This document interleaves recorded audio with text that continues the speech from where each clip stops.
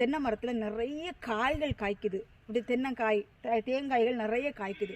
அப்போது இன்னொரு மரம் இருக்குது. அந்த மரத்தில் அதுக்கும் தண்ணி ஊற்றி உரம் போட்டு எல்லாமே நம்ம கிளியராக பண்ணுறோம். அதில் என்ன செய்யலை, தேங்காய் காய்க்கல. அது ஒரு மாதிரி பொக்கா ஒரு மாதிரி கெட்டு போன தென்னை மரமாக இருக்குது.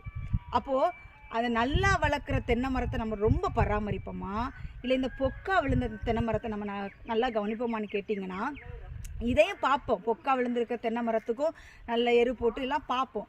அது கனியே கொடுக்காத பட்சத்தில் இந்த மரத்துக்கு தான் ரொம்ப இது பண்ணுவோம்.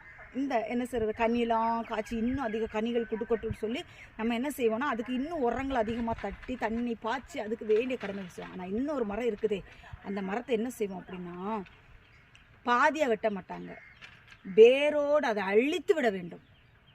அந்த வேர் முதல் இல்லாதபடிக்கு அந்த மரத்தை அழித்து விட்டு இன்னொரு மரத்தை கொண்டு அதில் வைக்க வேண்டும்.